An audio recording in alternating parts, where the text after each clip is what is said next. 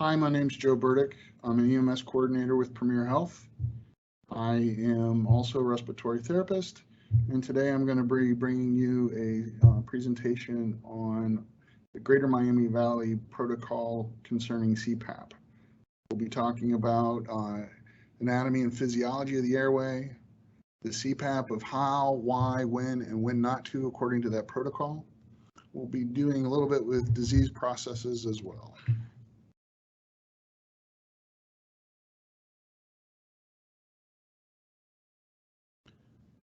So as we look at the airway, we're looking at the base of the tongue.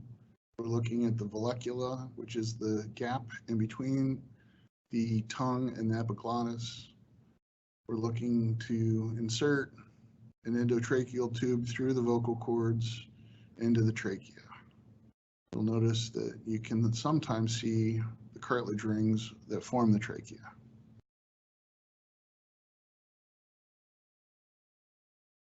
Trachea has all these cartilage rings. We need to remember that the cricoid cartilage is the smallest area of the adult airway. It's the only completely circular part of the trachea.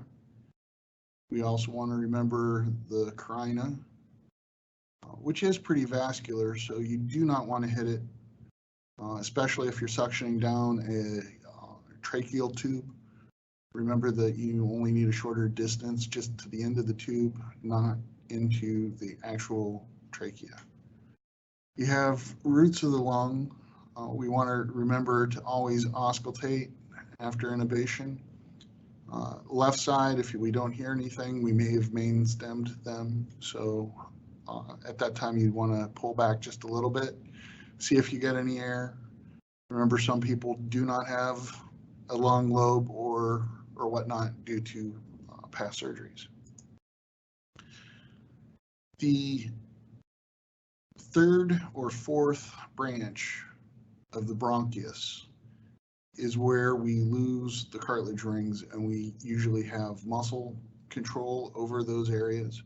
So before that, it's all considered dead space. There are no alveoli involved in any part of the airway that has cartilage rings. So that dead airspace has to be passed every time for gas to get through. Once we get down here, again, the muscles help us to control where the airflow is.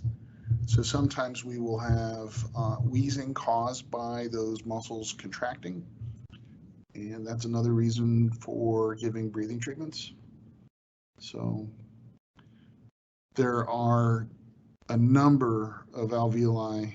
I believe it's over 6 million individual alveoli in the adult lung. So if you lose one or two, you're okay. You start losing a bunch of them in a disease process, and then we have trouble.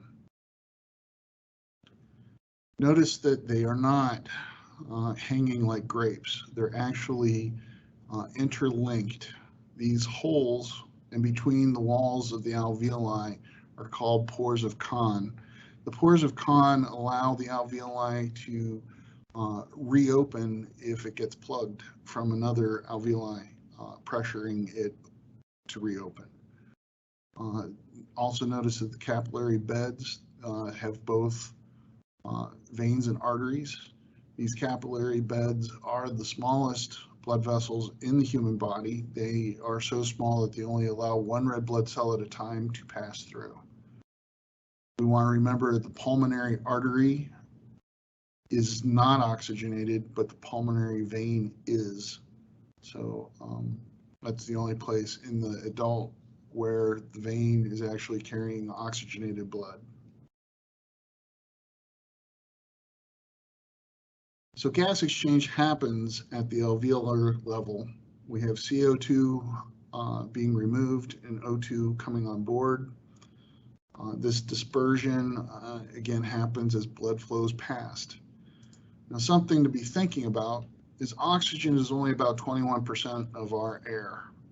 That does not change as we go higher into altitude. It's the amount of pressure that changes as we go higher into altitude. Nitrogen makes up the majority of our air. So if we deflate the alveoli by using only oxygen, and the oxygen molecule is smaller than the nitrogen molecule, we do have an issue where some of the alveoli will collapse slightly. They say this is a very small amount, nonetheless it's there. That is one of the reasons why we need to use CPAP. That increases the pressure and increases the surface area of the alveoli. Think of that as the balloon that's being inflated. That first breath into the balloon is the hardest. So if we open it up and give it a little bit of air and maintain that little bit of space, it's easier for the person to breathe. It's another reason why CPAP works so well. Now, thinking about oxygenation, normal gas values are between 88 and 100% of SpO2. Now, 88 might be a low number. I don't want you to panic about that. I'm looking at that as the COPD patient who has already stopped using CO2 levels to maintain their respiratory rate. They're now using oxygen, and that oxygen hit point is about 88%. So carbon dioxide is usually 35 to 45% of arterial blood. Correction, not percentage, but millimeters of mercury. The pH values stay between 7.35 and 7.45 in the healthy adult. High CO2 levels are caused by hypoventilation. Sometimes we will see this in COPD patients because that oxygenation level is higher. So if their oxygenation level is staying at 88%, they have no need to take breaths according to their sensory, so the CO2 will climb. Conversely, low O2 or low CO2 is hyperventilation. So if somebody is hyperventilating, we have to remember why they're hyperventilating. Have they just been exercising? Are they trying to blow off some of that metabolic CO2 that is created from making more energy for the cellular level? The increase in CO2 is going to cause a decrease in the pH, and contrastly, decrease in CO2 will increase the pH. And again, if we're trying to keep somebody in a normal pH between 7.35 and 7.45, the breathing is the fastest way to do that. According to the protocol, we're going to treat anybody that's under 94%. So keep that in mind as well. So what is CPAP? It's continuous positive airway pressure. We're looking at indications like asthma, COPD, and CHF. That's the only time it's mentioned within the Greater Miami Valley Protocol. I want to bring up another one though, near drowning. You might be able to call for medical direction for that near drowning patient. It will help push off the water, allowing for those airways to be splinted open. It will allow for the alveoli that are not having issues with water to help us oxygenate the patient better. So imagine a balloon. You know, you take it out of the bag and it's flat. If we give it a little bit of air, that first breath is the hardest one. But again, if we give it that little bit of air, it makes every breath above it easier. We've increased the surface area. That means that we've increased the ability for gas exchange because we have given the alveoli a smaller tissue thickness as well. So it's closer to the capillary beds. It allows for the diffusion of the gases across that membrane to happen much easier.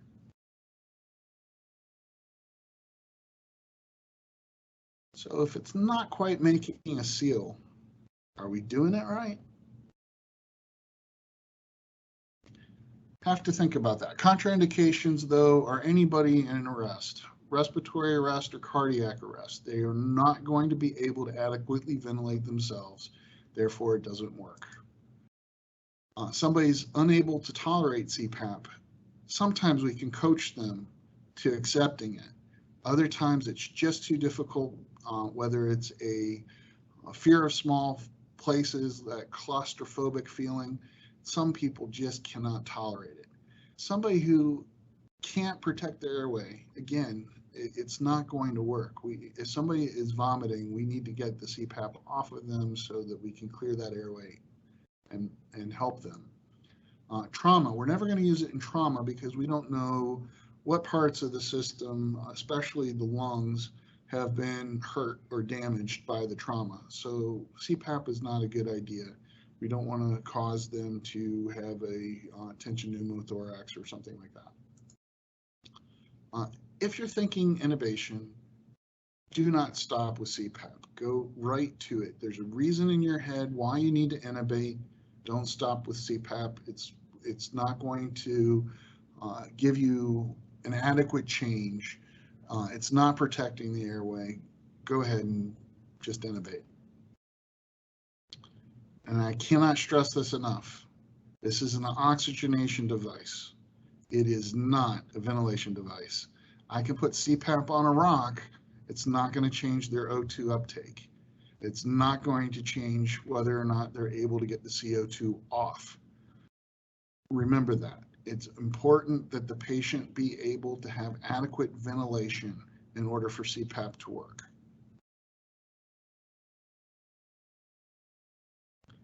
So positive pressure devices have been around a long time. This is the oldest slide I could find. It's from the early 1700s.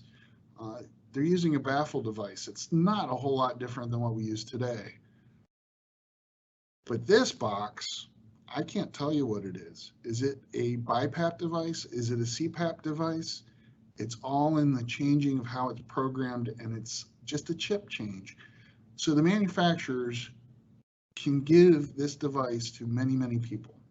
So as EMS providers, we need to be detectives on knowing what that is as far as settings. Is it a BiPAP device? We need to know that before we take it off of them, because the patient is being ventilated by it. It's no longer just an oxygenation device, it's a ventilation device as well. So be careful.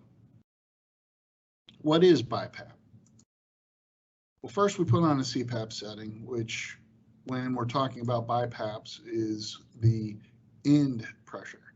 And then we also set another pressure, which is called the inspiratory pressure. And the patient breathes in between them. The patient is always able to take a breath when they want to. The patient is always able to breathe over the settings. So if they want more, they can have more. The thing it will not allow them to do is lower past that low pressure point. Congestive heart failure is one of the times that we use CPAP. Because of the accumulation of fluids, it helps splint the areas that are unaffected that remain open, and maybe slightly more space is given because of that. But over time, these people develop muscle weakness, they have dyspnea, trouble breathing with normal activities, they have at some point even dyspnea at rest. So these are the people who are tripoding. Perhaps they sleep in an upright position because they cannot tolerate laying flat. Over time, that left ventricle wall thins. The muscle is stretched and it does not work as well. It doesn't have the same ability to push the blood through the system. So what ends up happening is fluid builds up. We get cyanosis in the feet because there's slower circulation. We have swollen edema happening because the inability of the cells to actually push the blood back through the system. We sometimes have fluids building up in the lungs. And why? As the blood pressure rises, it looks for an escape route. And the only thing open to it is the lungs. So the blood will back up into the lower lungs. So pitting edema is when you place your finger on the extremity and you see the dimple and you count until there is no longer a dimple. If it's +4, there's a lot of edema there. So 1 1000, 2 1000, 3 1000, 4 1000. +4 is pretty significant finding. Jugular venous distension, another sign that the blood is trying to find another place to go. Clubbing. Now, this doesn't necessarily have to be from congestive heart failure. It can be from anything that causes a lack of oxygen over time. You have these ends of the fingers and toes that actually swell, and they're not exactly sure why this happens, but it is a telltale sign of poor oxygenation. It's a little bit frog-like.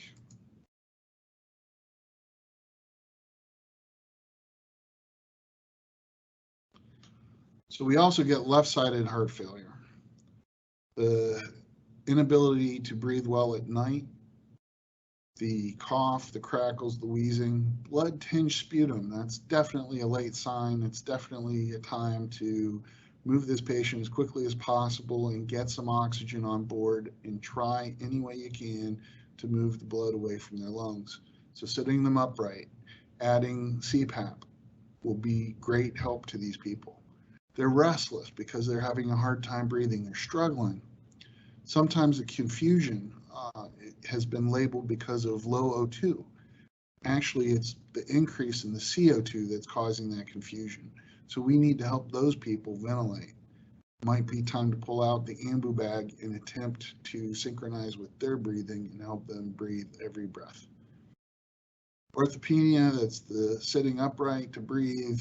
Tachycardia, because the system is working every which way it can to help move the blood around and circulate the O2 and get rid of the CO2. And they're fatigued because this is all late signs of respiratory failure. And the cyanosis, again, comes with lack of oxygen.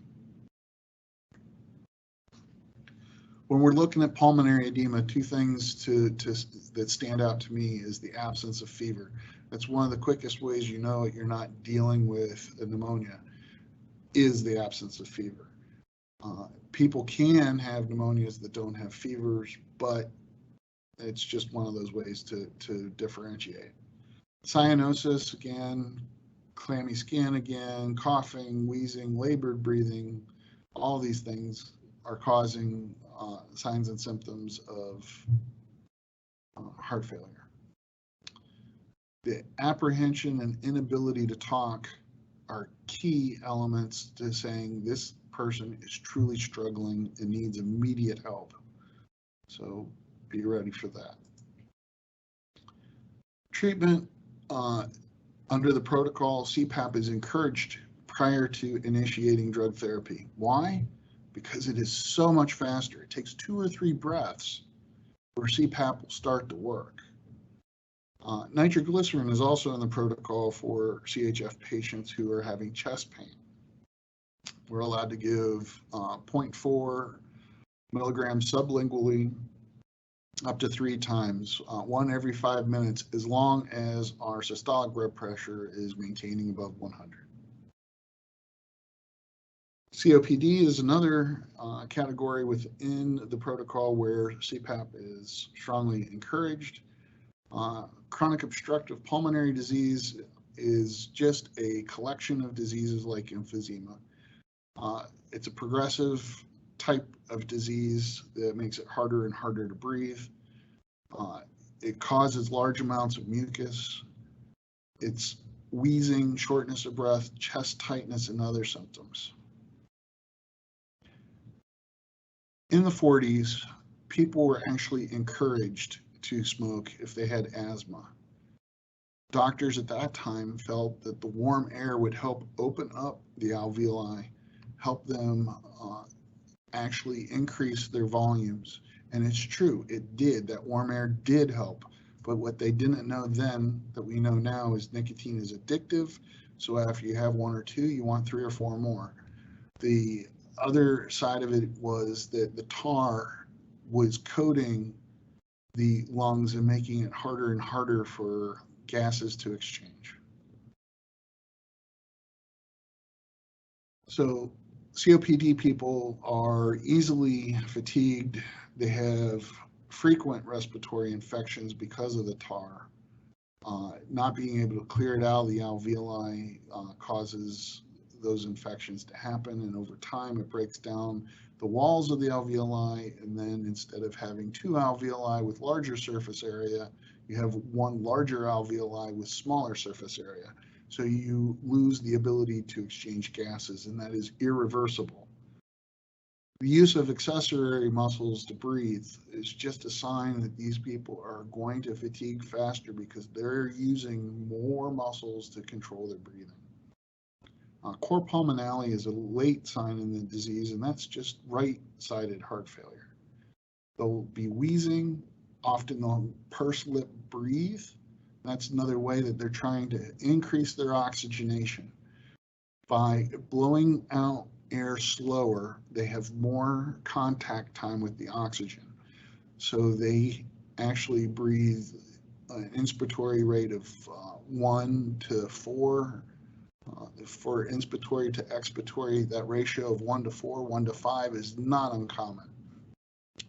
They'll have a chronic cough, often a barrel chest, again because those muscles in the chest are moving so much, and the lungs are expanding because those alveoli are getting bigger with less surface area. It's pushing down on the diaphragm. The diaphragm has less movement, so they have less air able to flow in because they don't have that same negative pull that a healthy person would have. And again, you might see some digital clubbing. So COPD is causing less air to flow in and out of the lungs. The airways and the sacs lose their elastic quality. The walls of the sacs are being destroyed. The airways become thick, inflamed, and swollen because they're fighting infections, and the mucus is part of how the body is trying to fight those infections. Often the mucus will also cause the airways to clog, and therefore you're blocking areas that may be able to help exchange gas. So COPD can cause coughing, wheezing, shortness of breath, and chest tightness. Cigarette smoking is the leading cause of COPD. Most people who have COPD smoked or used to smoke, but long-term exposure to other lung irritants, air pollution, chemicals, fumes, dust can also contribute to COPD. I encourage every firefighter listening to wear their Scott pack, their air pack, while they're in overhaul, because that couch that was made of poly whatever is causing the air around you to be polluted enough that it can cause COPD.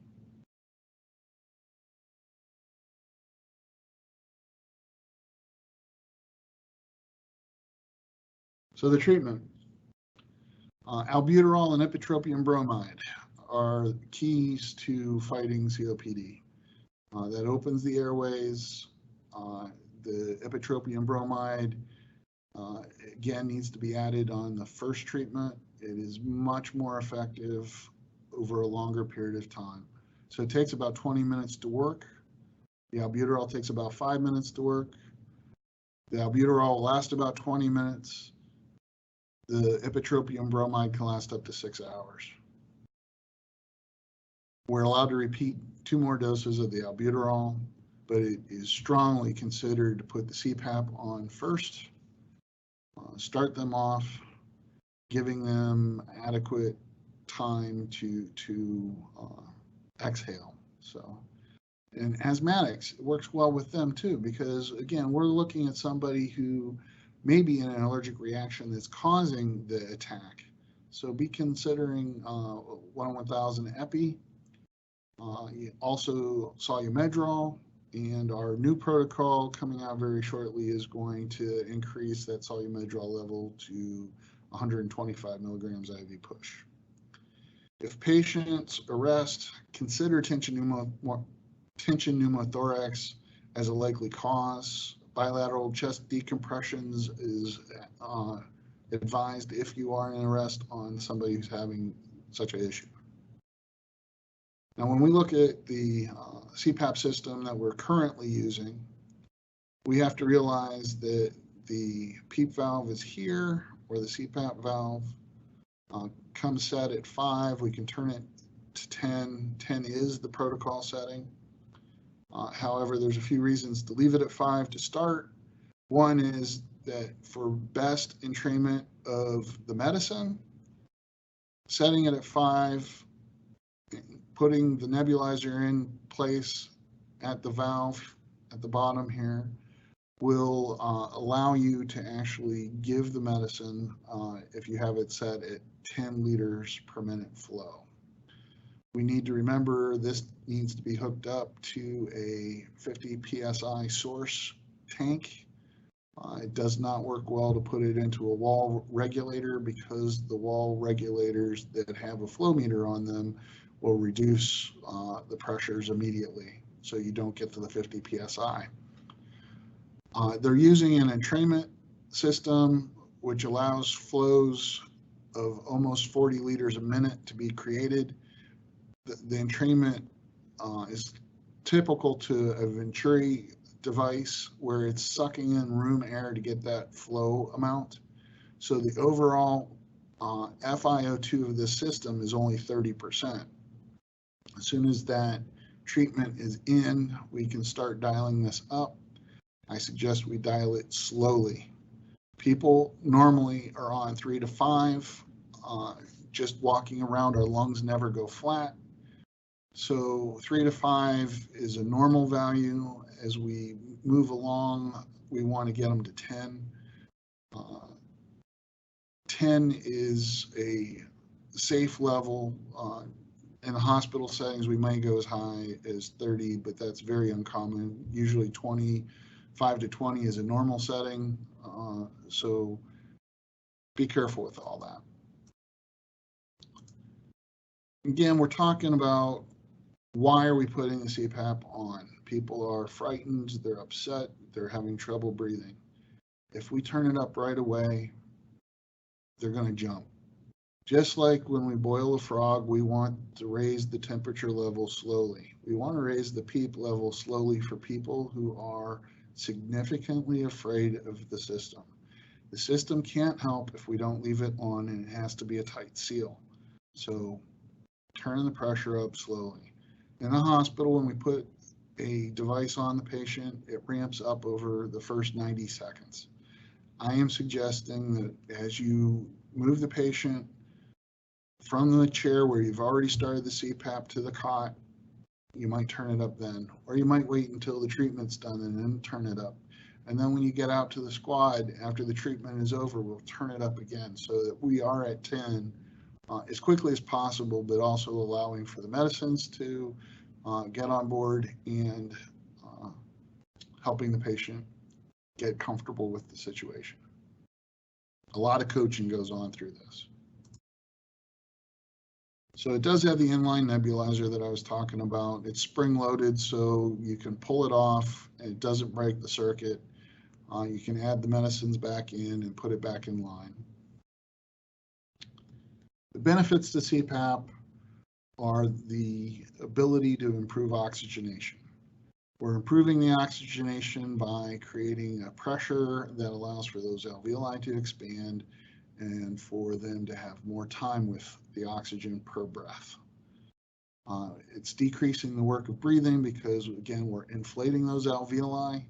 Those alveoli then do not have to expand as far on every breath. They're only expanding slightly.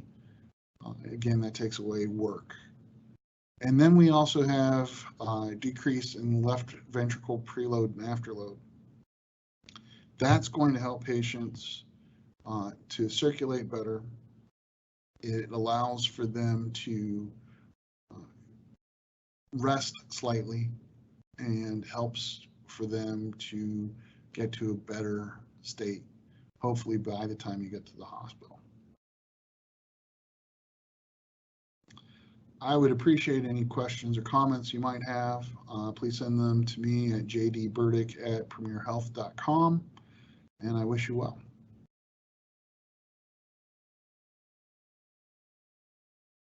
Have a great day.